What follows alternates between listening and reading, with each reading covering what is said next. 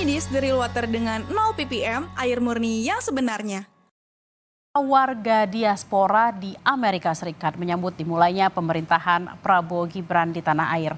Namun sebagian memastikan tidak akan segan memberikan kritik dari jauh jika pemimpin baru Indonesia itu menyimpang dari visi dan misinya ataupun gagal menjamin kebebasan berpendapat dan berserikat. Berikut laporan tim VOA.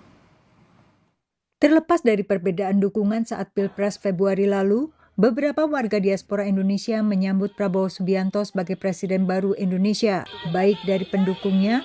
Wah, senang luar biasa. Finally, kita punya presiden yang kita harapkan buat kemajuan, kemakmuran, keadilan. Maupun dari mereka yang berseberangan. Saya kira it's time to duduk sama-sama, kasih waktu. Kita mau melihat apa sih polisinya pemerintahan yang baru. Itu bisa kelihatan di 100 hari pertama gitu loh. Pemilihan, itu kan kita demokrasi ya. Jadi ada perbedaan pun nggak apa-apa, dijalanin aja. Tapi setelah itu kita kembali lagi menjadi satu wadah komunitas kita, yaitu DC for Indonesia.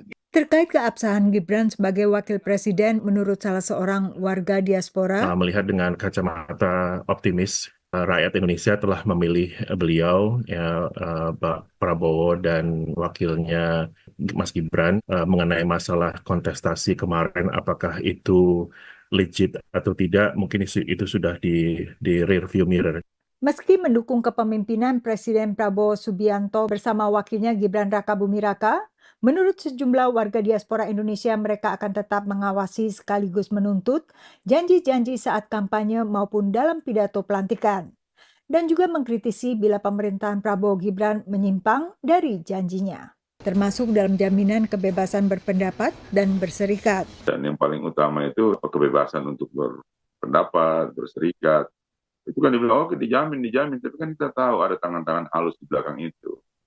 Seperti yang terjadi pada FTA. Mereka juga berharap agar Prabowo tidak terjebak dalam politik balas budi, khususnya dengan adanya belasan anggota Kabinet Merah Putih yang merupakan warisan Kabinet Presiden Joko Widodo.